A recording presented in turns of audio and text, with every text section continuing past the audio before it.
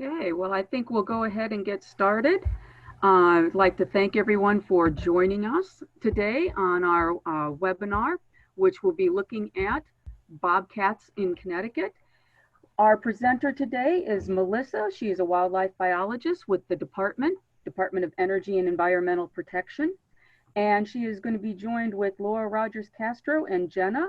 Both are also with the agency as in the Wildlife Bureau, and will be presenting on updates and research with bobcat studies. I'm Sue Quincy. I work with the DEEP out of Education and State Parks. And so I've turned it over to Melissa, who will be presenting our program today. But I want to just remind everybody to make sure that their audio is muted and their video is muted, and that helps with clarity and hearing throughout the presentation. If you're new to Zoom, or just a reminder, if you've been here before in Zoom, that on your toolbar, there is the chat option, which is the chat box where you can type your questions at any time. And we have people that will be able to help answer those. That's Laura and Jenna. Yes, Jenna will be answering the questions for you as you go.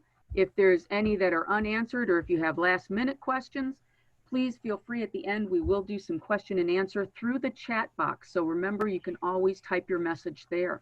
I'm going to turn it over to Melissa, who will do a little bit more introduction of herself and bobcats. Hi guys, thanks so much for tuning in today. First Zoom meeting, or my Zoom lecture, so it's going to be interesting. I just want everyone to know, if you hear dogs barking, I do have two in here with me, so can't mute anything. So if they see something outside, they might bark. All right, so I am with the DEP, and I work on both the Bobcat Project and the Bear Projects, but today I'm going to present on bobcats, and I'll go over a brief history of bobcats in Connecticut, some of the biology, and then we'll just dive right into the research. All right.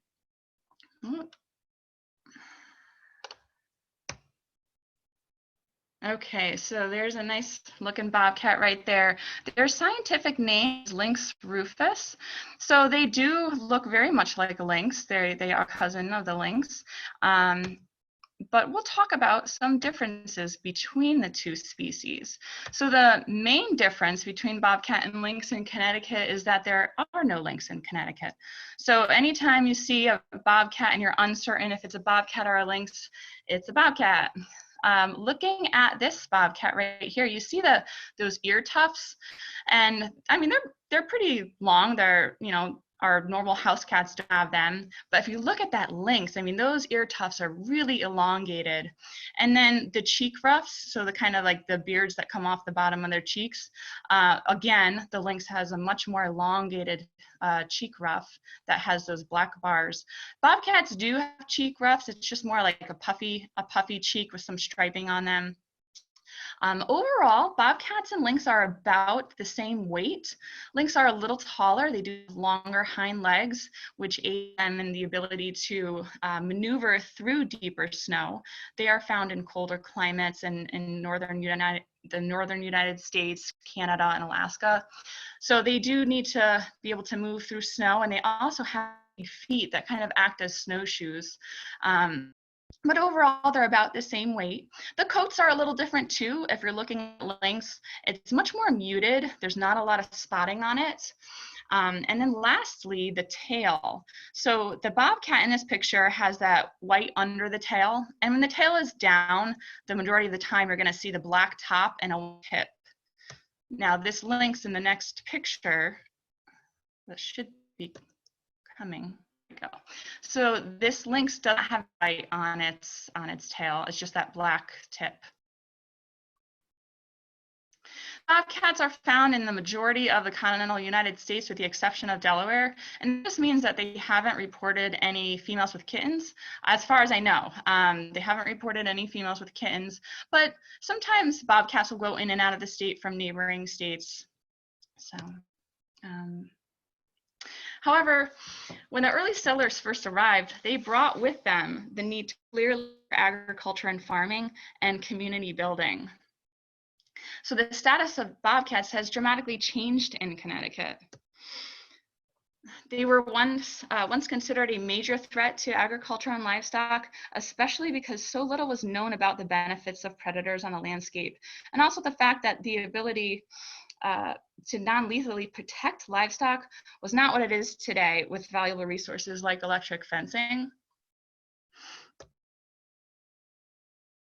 And even up until 1971, there was a bounty on bobcats in Connecticut. So this trapper here, he received $5 from the town of Granby. But in 1972, we classified them as protected. So there were no hunting or trapping seasons. And that's the way it currently is still.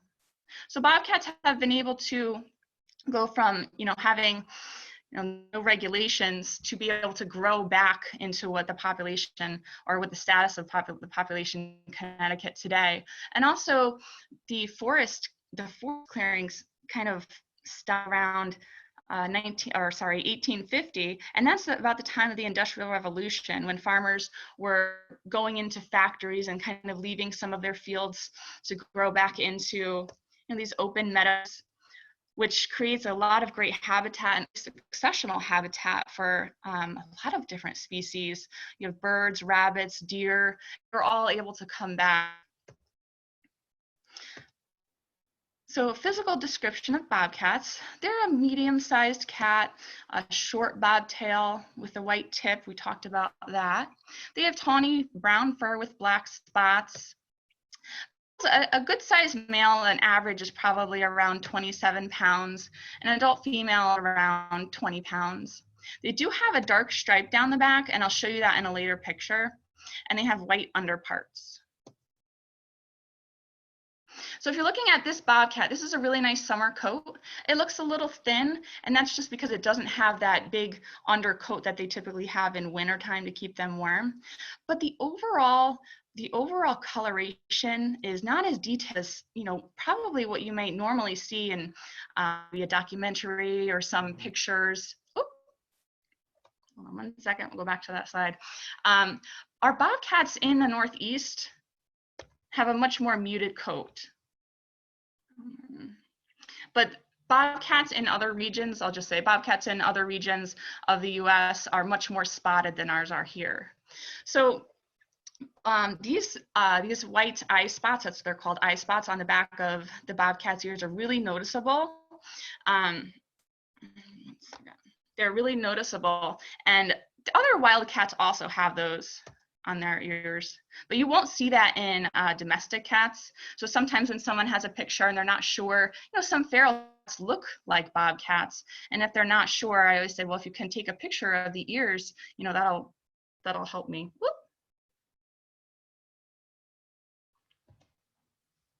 Oh, I can't. I think I lost control, Susan.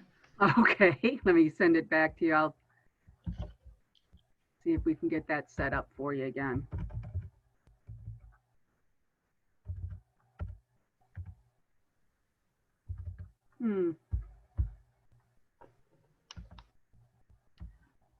Try clicking your mouse, right? Okay, that might do it. Let me see. Yep. There we go. All right, thank you. Okay. So habitat is really important for all animals. If they don't have habitat, they don't have a place to find food, shelter, raise their young, reproduce.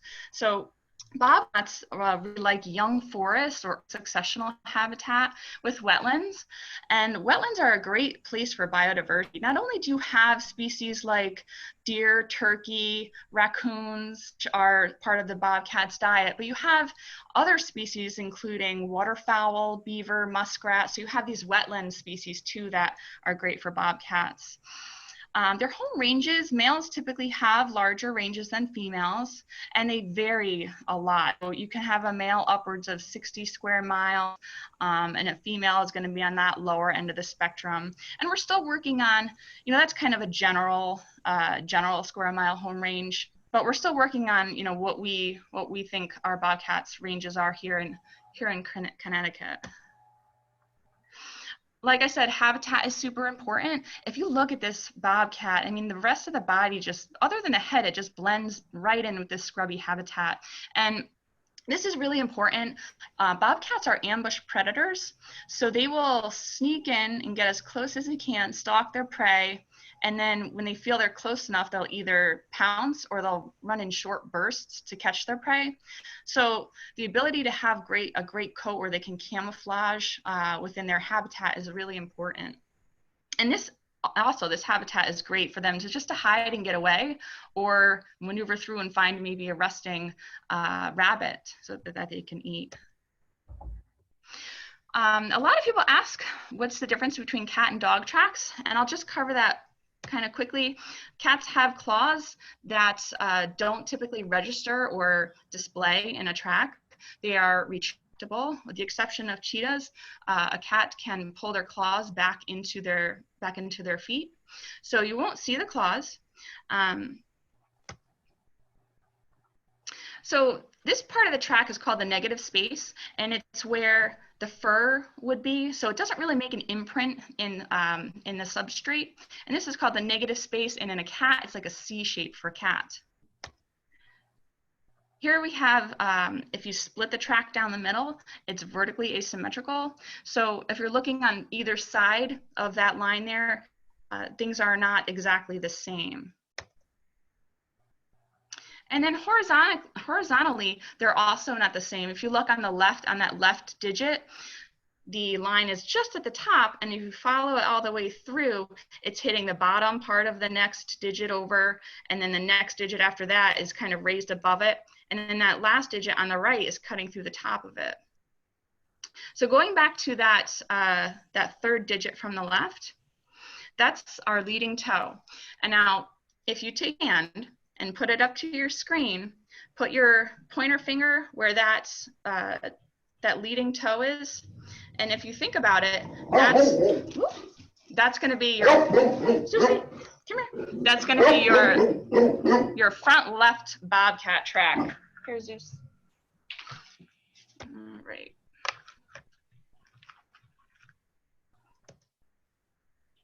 But dog tracks are pretty much everything a bobcat track isn't. They don't have retractable claws, so their claws do register in the tracks, and then they are asymmetrical on all accounts.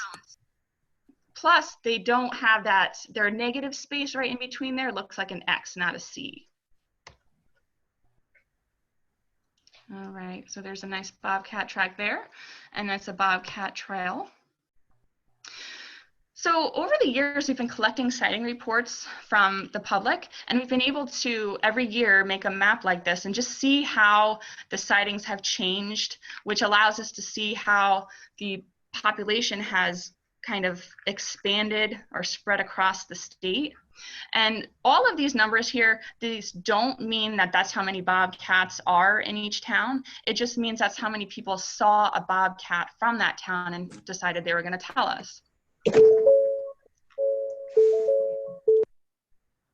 That the briefings were, and I think if you talk to people in the White House. So, before I continue, I'd just like to preface this next section by saying that Boy Scouts, I forgot they're doing a Zoom meeting. Someone want to mute that? Whoop. I just muted that. Oh, okay. Perfect. Thank you. Before I continue, I'd just like to preface this section by saying that to accomplish our research, we obviously need to handle bobcats, which means that we need to trap them. And one of the well-known and very efficient methods of trapping is by using footholds. So you'll be seeing pictures and videos of bobcats in both cage traps and footholds, which are the two methods we're using for this study. Not all wildlife research is hands-on, however. Some is, and in these instances, it's important to handle an animal, to collect data, study the body, take measurements in weight, and then collar to learn about movements in order to conserve a species and the habitat it needs to exist. Throughout the history of wildlife research, management, and data collection, footholds have been one of the tools used. When set properly, they are meant to restrain or hold an animal in place until we can get there quickly to process the animal and release it again. The footholds we use are padded and very safe to use. Each foothold we set has a trail camera set up to monitor the site, and then when the camera is triggered, the pictures are sent to our phones in real time so we can see what's going on at the site. You'll also see another more commonly used tool called catch pole. The purpose is to restrain an animal momentarily, just enough so that it can't hurt itself or people. These tools are used in many different settings where animals need to occasionally be handled, like zoos, aquariums, sanctuaries, vet hospitals, animal shelters, and wildlife research. So what we know bobcats are increasing in numbers and have expanded their range in Connecticut. We know about diet and physical condition.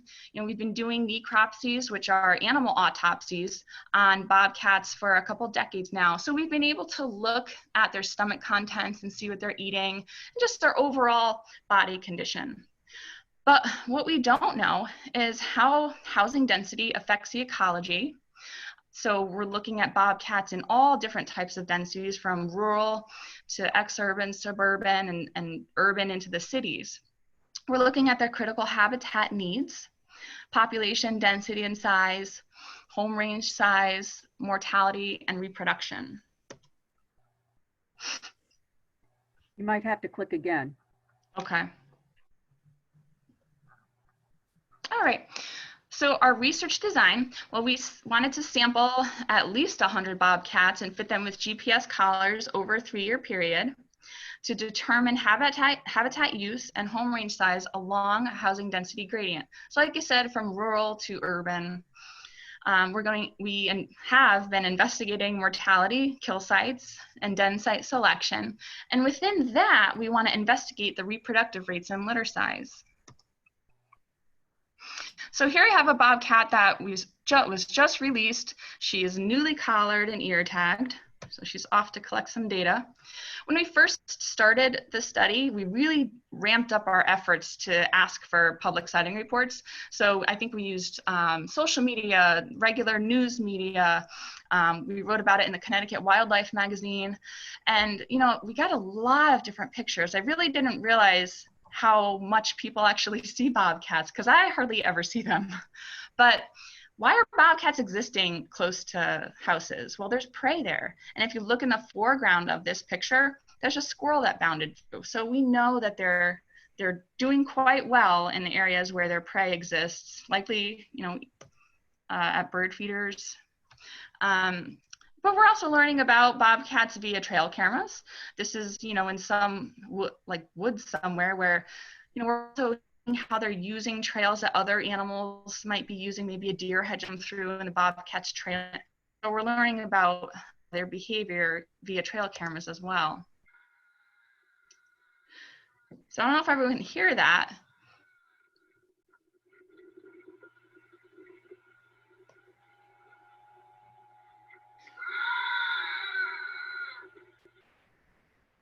There we go. So that was, I think, in downtown Manchester at the mall. So I mean, they are around and making their presence known. Okay, so bobcat trapping. Hold on. Okay. Hold on 1 second.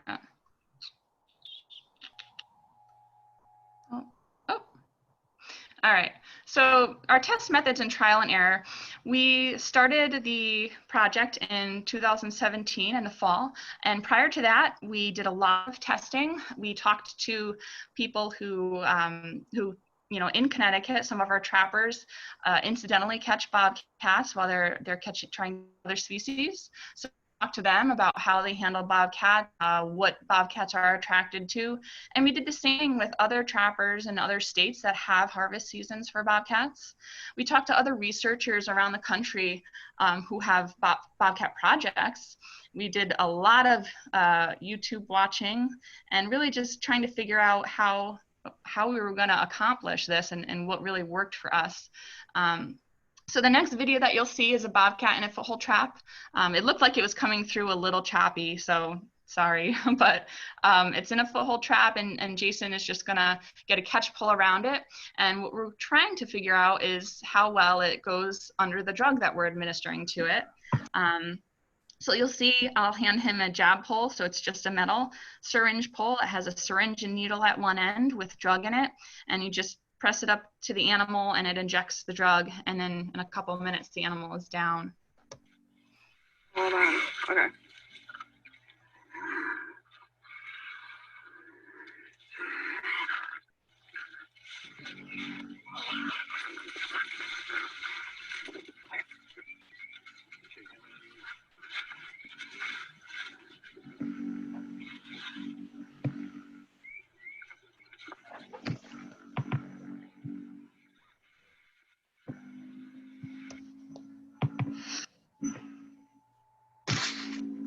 All right, and then another method we used was, instead of using a catch pole, we thought, well, sometimes animals like to feel pressure on them, and that calms them. So we took our net and we tossed that on bobcats too, and able to then jab them. So both methods, using catch pole or this net here, it weighs about 4 pounds, so it's not heavy at all.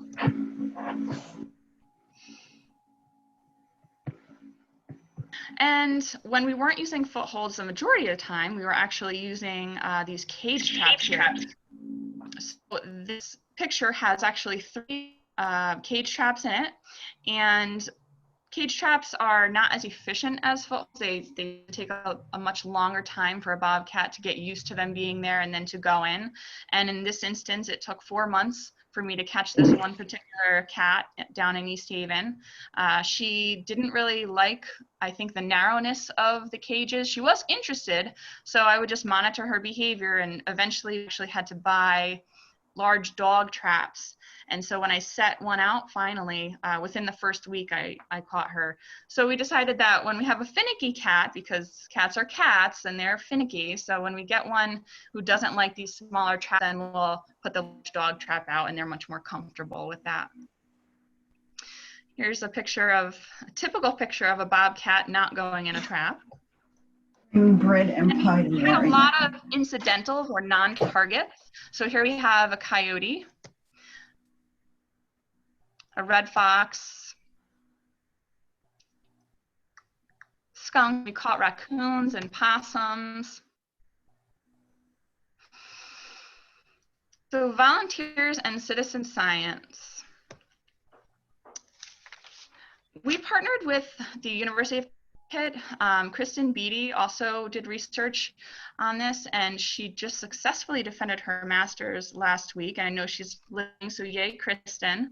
So she was looking at bobcat occupancy, and she did some diet analysis as well.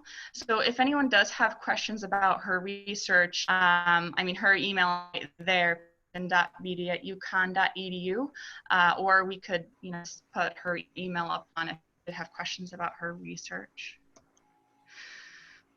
So we definitely had some indispensable volunteers. These are 2 master wildlife conservationists who caught bobcats for us. That's Gail and Ray. When we were first starting out, we thought us as DEP employees would be trappers, and then we would also have assistance from master wildlife conservationists, which is a program put on by DEP. And if anyone has questions, they could talk to Laura about that as well. And then we were also getting assistance from our state licensed trappers. And so these folks, we would go out with them and show them how a trap works, and they would monitor day in and day out, releasing a lot of non-targets, and eventually they caught us bobcats. And the trappers also assisted both in and out of trapping season. They volunteered on a special permit out of trapping season to specifically just target bobcats for us. And then they were very helpful during the fur trapping season, in that whenever they had a non-target bobcat in a trap, they would call us and wait, and we would go out there and we would utilize that bobcat as a research animal. But I think my favorite part of the project was really meeting the public. And I say that because what we started realizing was while we were definitely getting bobcats in these methods, we weren't as efficient as we could be. So we started looking at the sighting reports that were coming into us, and then we decided that we could possibly teach people how to trap. So then we would call someone who sent us a sighting report, talk about the project, ask if they would voluntarily monitor a trap, and they would. And we had grandmas and grandpas, you know, stay-at-home moms with their kids, police officers, people of all walks of life really learning about the animals in their backyard. And some of these people were afraid of things like a raccoon or a possum. And then by the time we were done, they had names for these backyard animals. So it was really nice to be able to make new friends and really educate the public on the wildlife that they're living amongst. So successful data collection, let me click on that again. So persistence pays off. Here I have 2 pictures that in the first season I started trapping for both of these, actually the female in the picture on the left and the male in the picture on the right, and I did not catch them until the second season. So it was really exciting. This is a video of a bobcat actually going into a trap, which doesn't happen often. Sorry, it is a bit choppy.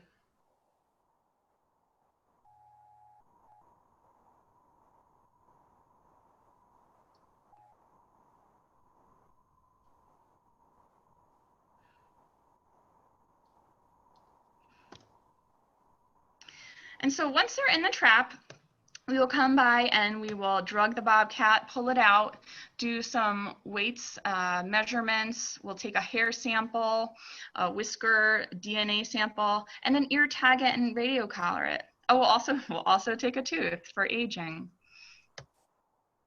There's a tooth. So another interesting thing is the amount of bobcats, and not many, but just to see some existing injuries on bobcats and what they deal with in their wild lives and how they survive. This male right here is from North Haven, and when I opened his mouth to pull a tooth, I realized he had a stick wedged across the top of his palate. So it was kind of pushing, and this is, you know, all natural, and he was just dealing with it, and it was pushing out his premolars. So they looked like they were starting to get infected, but I took the stick out and gave him, we actually have penicillin on us, so I was able to administer some penicillin and set him free, and he seemed to do quite well. So here's a bobcat waking up. This is what they sound like.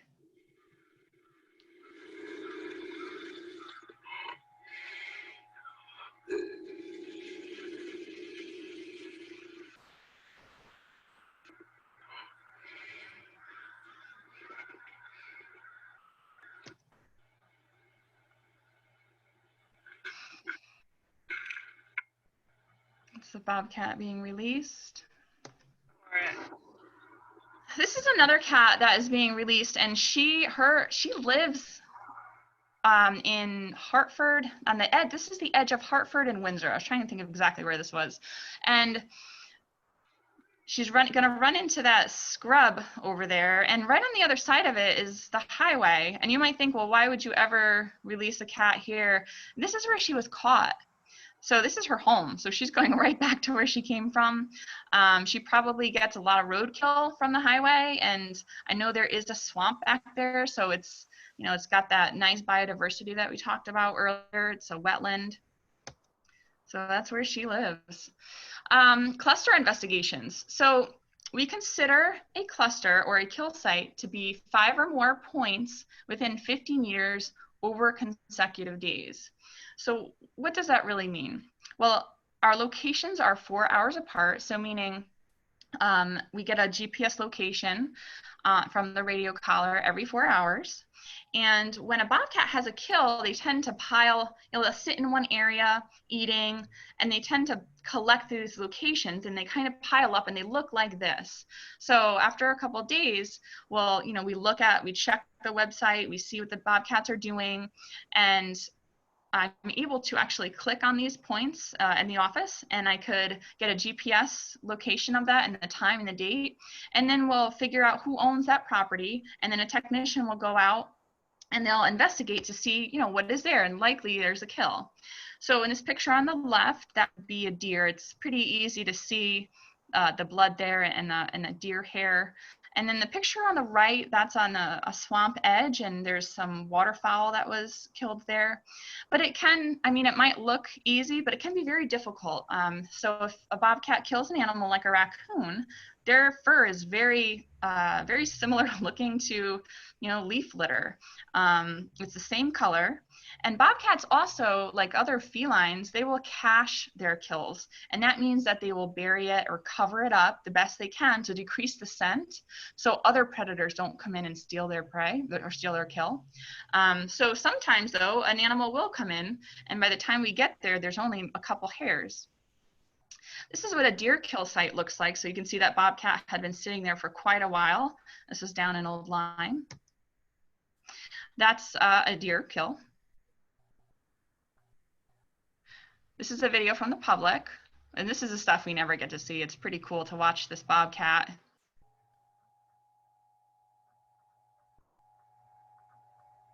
So there it got a squirrel. Now it's off to have a nice lunch. So from our necropsies, we've investigated the stomach contents, like I said, and squirrel is something that seems to be one of their highest percentage of their diet. We have rabbit, deer, bird, which would include turkey, and then, you know, woodchuck, beaver, muskrats. So there's quite a variety. They are true carnivores, so they do only eat meat.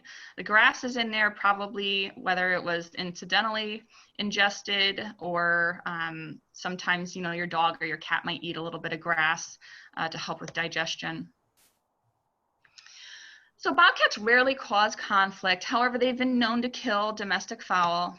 But we always say, you know, the best, like I said earlier, regarding our electric fencing that we have available for us nowadays, you know, bobcats, that's the best way to protect your livestock from bobcats or any other predator, or even a domestic dog or cat that could come in and do a number on livestock. To have something that's unprotected, they're at the mercy of avian predators, terrestrial predators, toxins or poisons in the environment, and also people who might, you know, do harm. We know people aren't always the best well-minded.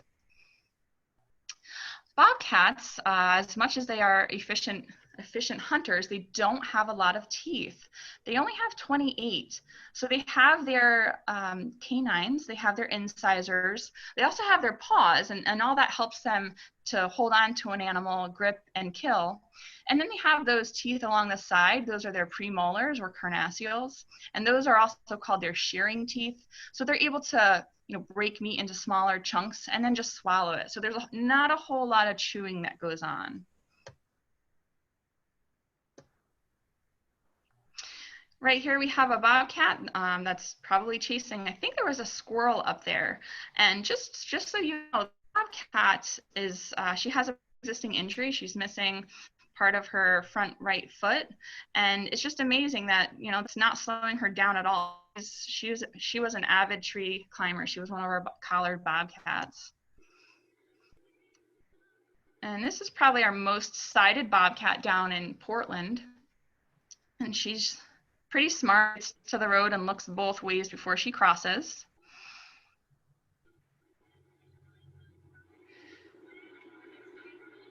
So there she goes, probably off to feed her 2 kittens somewhere. And here's a bobcat in full ambush mode, going after an unsuspecting rabbit. All right, Bobcat Dens. So this is probably the section that gets the most oohs and ahs. There's Jason reaching into a rock crevice to pull out some kittens. And on the right, there's a picture of a very angry kitten that was just pulled out of the box behind Jason. That's what the bobcat was using for her den. So bobcats, Bobcats breed in February or March typically. So that's what we would call their breeding season. However, they can breed any time of year, but that's the majority of the time that's when they will breed. And 1 to 4 kittens are typically born in April, May, or June. Males do not partake in any of the kitten rearing though. They have one job and then mom takes care of the rest.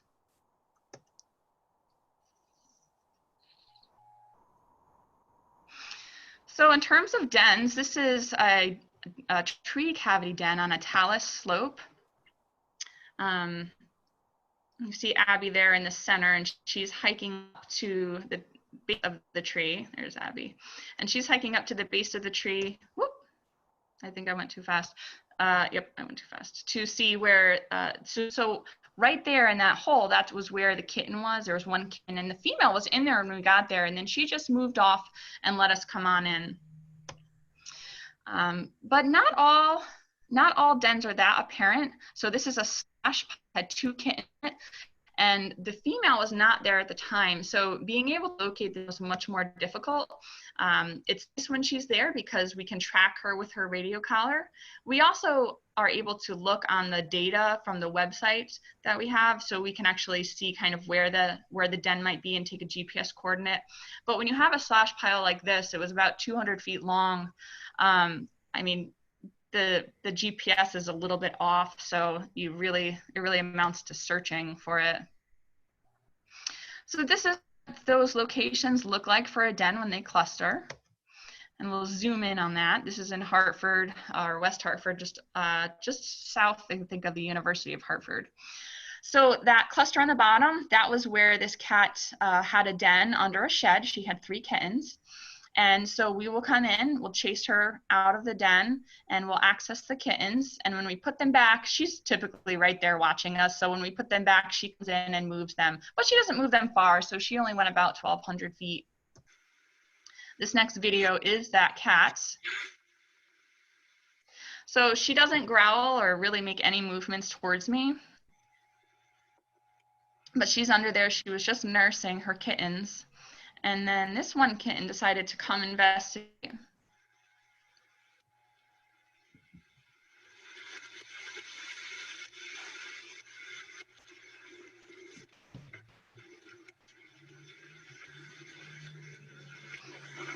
And so it came out and kind of looked and then went back.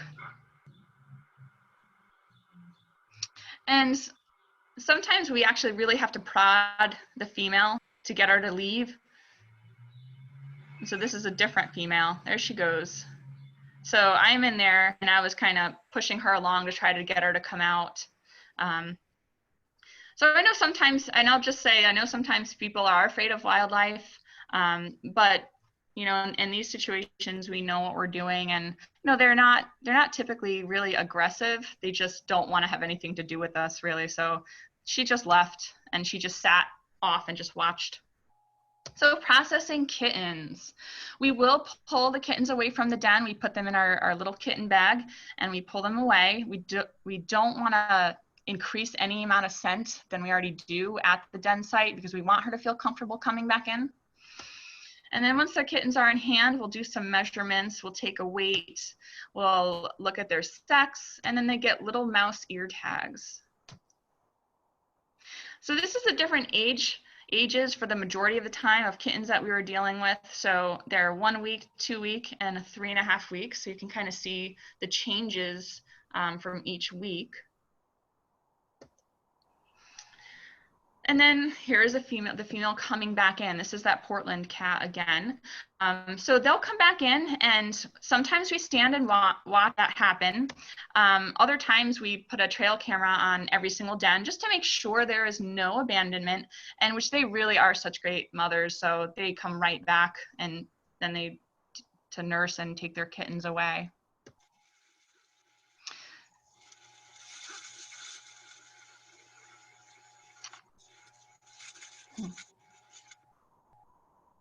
So that was just a different den. So bobcats will stay with their mother anywhere from, you know, if they're born early April, which is pretty early, but if they're born in early April, they might stay with their their mother and start to disperse on their own come fall, so maybe roughly 6-7 months.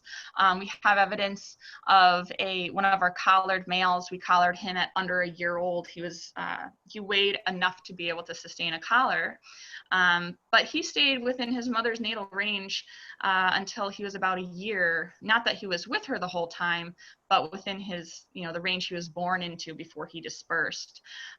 This Bobcat kitten on the left, you see that black stripe that we were talking about, probably one of the first slides. So that I just wanted to highlight, that's that dark stripe that we were talking about earlier. So there they are in the snow. So what does the GPS data reveal? So the first season, we put 50 cows on the landscape throughout rural and urban areas. So we tried to get a good distribution across the state. I think we did a little bit better the second year. So looking at this Bobcat here, he was caught and collared in Greenwich at the Audubon, and he stayed there for a couple weeks, and all of a sudden he started moving north, and we were watching him, and he pretty much used the 684 corridor up through New York as a boundary, and then he got to 84 and went east back into Connecticut into Danbury. So I mapped out how long that would be, and it's roughly 30 miles one way. And then he would stay there for a couple weeks, Danbury, Bethel, and then kind of come back down. And he did this quite a few times, so not really sure, why he was doing that or what he was doing, but it could just be his home range. We're also looking at and able to see probable mating. So the female is in pink here and the male is in blue. And this is right during mating season. They came together and stayed right with each other just a couple days, and then they dispersed. So these are both those same bobcats. Again, the male is in blue. So you can see from the majority of the time, they're separate, except for just a couple times the male will come to her range. Again, look at how urban look how urban that is for that female on the right. But they were definitely together for breeding. So this is that young male that I talked about who stayed in his mother's home range in Stafford until May, and then he started moving north into Massachusetts, and he just formed his own range on his, all by himself when he dispersed. This is a Southbury. We sometimes say, well, we have bird feeder cats, and those are bobcats that are really pretty residential around houses, and we got a lot of some video of her, but also a lot of pictures of her, and she would lay on people's decks or just outside in the yard, and she would just catch squirrels and birds from bird feeders. This is a male using a railroad down in Stonington. So he was crossing a major water body just using a railroad. This is that Hartford female again, and look at all the points that she's really using those green areas. So all this habitat that's intermixed within cities is actually really important, and I don't know if people really realize the amount of wildlife that might be living there. It's a lot of times wildlife you don't see, but it's there. So this is all around the University of Hartford is her range, and she's also utilizing a railroad that goes along the eastern side of her range.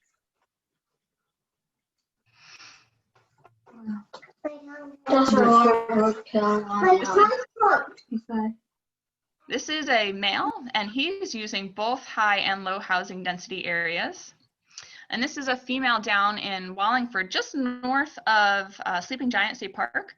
And she is using a Powerline as her corridor. And Powerlines are a great walking, easy walking for animals, and not a lot of people use them. And they can grow up and have some tall grass. So it's great for them to hunt and be able to ambush the prey along power lines.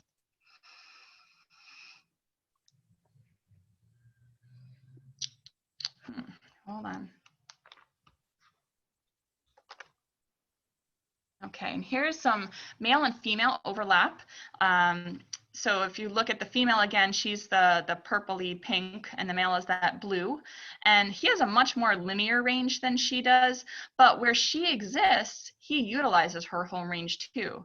And also by looking at this, you got to figure there's probably another female just north of her range that he's also intermixed with another female up there. So there's definitely some overlap. And then for his boundary, you know, he's using this natural boundary of the Connecticut River. So what's next? Well, we have one more season, and instead of using the whole state as our study area, this last season we're going to be looking at the Farmington Valley area. So it's only going to be a couple, not more than a couple, but a handful of towns. We're going to look better at overlap in territorial behavior. We're going to look at seasonal resource selection, more defined probable mating behavior, and habitat selection in urban environments. And so with the third season that's going to start probably this fall, we're actually going to have proximity sensors on our collars. And what that means is the collars will normally take a location every 4 hours, but when two cats with a radio collar come in close proximity to each other, the collars will sense each other, and then they'll be able to take more rapid locations. So in turn, we'll be able to see more rapid locations and maybe discern some of their movements and behavior when they're closer to each other. You know, if there's a kill site, maybe we can go out and actually see how two cats might be sharing one resource, and we don't know if it's been happening. So that'll be really cool to see.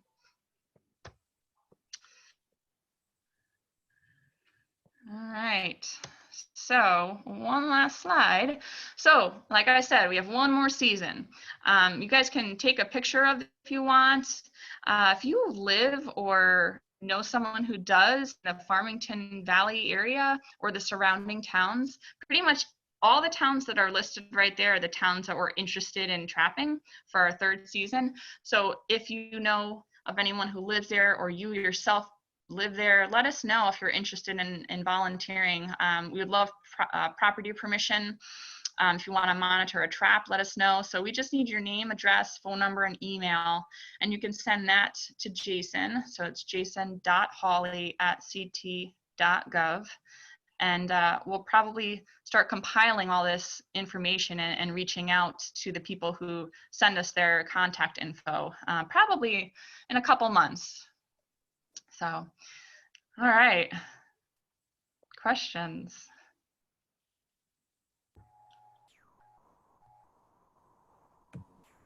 Hey, Melissa. Hey. Okay, so I think I kept up with most of them, but Julie had a question about the typical lifespan of a bobcat. I know maybe 7 to 10-ish years. Do you have any data that suggests differently than that? So we've definitely do have data from our necropsies. So also when we're doing necropsies, we are pulling a tooth for aging, and we send it to a lab and they section the tooth, and like you count the rings on a tree to kind of age the tree. It's the same thing with a tooth. So some of our bobcats have been around that age, between 7 to 10, even 12 years. Again, it's an estimate, so it's around those ages. However, for a lot of wild species or animals, that's a pretty old age. So I would say probably an average lifespan is maybe around 5 or so years for an average. Perfect. Next question, Charles wanted to know how much food do we think that they consume on average? That I really don't know. On average, I really couldn't say. I will say though that there are times, when we're looking at stomach contents, and I know Jenna, you've been there for some of these necropsies where, we have a stomach that has, I think I counted one time, 12 rodents. I don't know if they're voles or mice, but 12 mice in one stomach. They can, I've found 1+ squirrels, so maybe like 2 squirrels in the stomach. So if that maybe helps, you imagine how much a squirrel would probably weigh, maybe a pound, pound and a half. So that's the best I think I could answer that. If anyone else is listening and can answer that, by all means. Oh, Ginny said 2 to 3 pounds. Thank you, Ginny. I saw that. Yes. And what is the largest bobcat that you've either caught for the study or necropsied? So the largest bobcat that we've ever necropsied in Connecticut was 39 pounds. I don't know what town that was from. And the largest bobcat we handled for the study was 37 or 38 pounds. And I mean, those are not, we don't find those often. Those are some pretty big cats. I feel like the majority of the larger cats were in the low 30s. And do you remember if those were both males? Yes, they are males. Yep. I think the largest female bobcat from between either, our live research animals or our deceased animals, I think the largest I ever handled was 23 pounds, I think, for a female, Perfect. which is big. Debbie wants to know what preys on bobcats, and I mentioned that I didn't think that since they were the apex predator that they had any predators here in Connecticut. Are they apex everywhere that they're found? No, well, not really. They do have, even in Connecticut, they do have predators.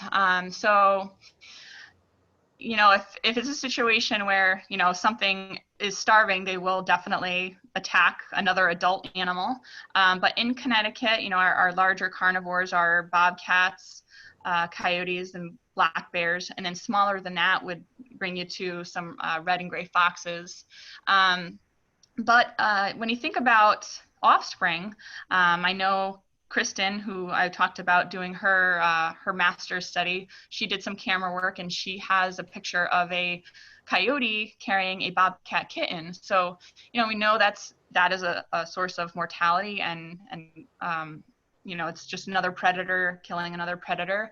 In other areas where bobcats exist with larger predators like wolves and mountain lions, in other areas of the United States, they definitely, and grizzly bears too, but probably not so much as a predator of a bobcat. But yeah, there definitely are, whether it's competition for resources in which they do get killed and sometimes consumed, or they get consumed not for competition, just because they are a prey species. They can predator prey species to other predators. Perfect. I think that was, I'm just checking in, a couple more just came through.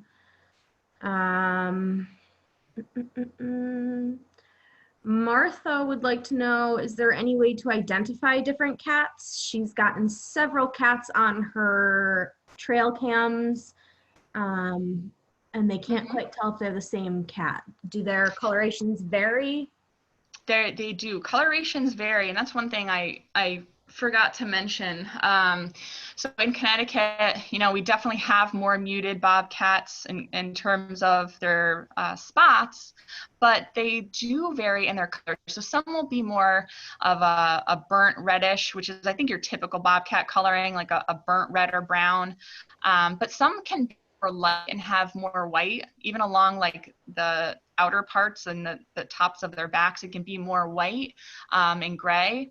And then some are really dark, just like a lot more the black is coming through and just the brown isn't as burnt. They're just a darker looking bobcat. One way to identify different cats is, their spots aren't always going to be the same. So aside from their coloration, in wildlife research, one technique to identify animals is by pictures. And, I know this is probably most well known for whale research, when they look at the flukes or their tails, and they have different whether it's scarring or barnacles, or sometimes they have different spots on them. So the same with a bobcat. If you look at, if she's really looking at the spots, you can probably tell different bobcats. If you kind of get the same picture every time, you can kind of figure out who's who. Perfect. Do you know if there's any sign or data to back up bobcats mating with, say, a Canada lynx in their northern range? I should know that, but I don't actually. I don't know if anyone else on, and I know there's a lot of wildlife people on today, so if anyone else wants to chime in on that, I don't know.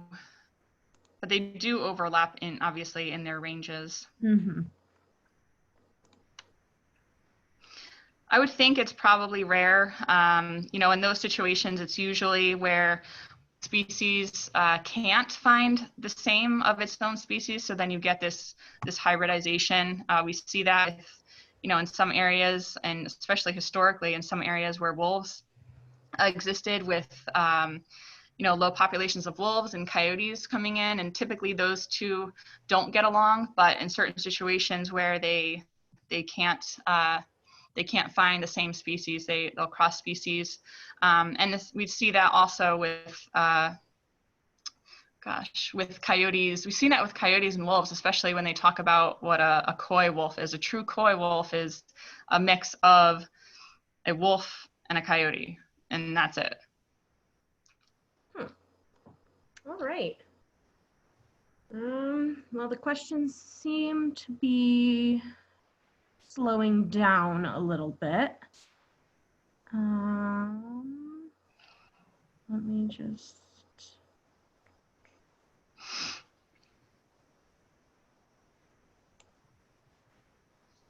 I think that's all I have. Are we gonna wait for a couple more minutes, see if there are more coming in? Anybody else have any other questions? Thanks, Ginny. I was gonna say, I agree. Thanks, guys. Well, thanks everyone for listening. Again, if you have questions, I think when you all received your link to today, my email is in there too. So if you do have questions or want better clarification on something, just send me an email and I'll be happy to answer. Okay. Well, thank you very much for attending today. Hopefully it was informative. And again, if you have any questions, just email us and Melissa would be happy to answer them for you. All right. Have a good afternoon and we'll sign off.